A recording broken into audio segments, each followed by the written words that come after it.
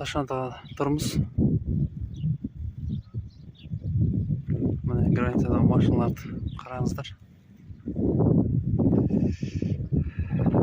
Арт жақ көрінбейді, арт жақ ауылдың ар жағында жатыр.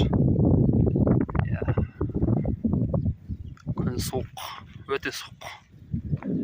Жылы киініп келмесеңіздер, келген адам суық.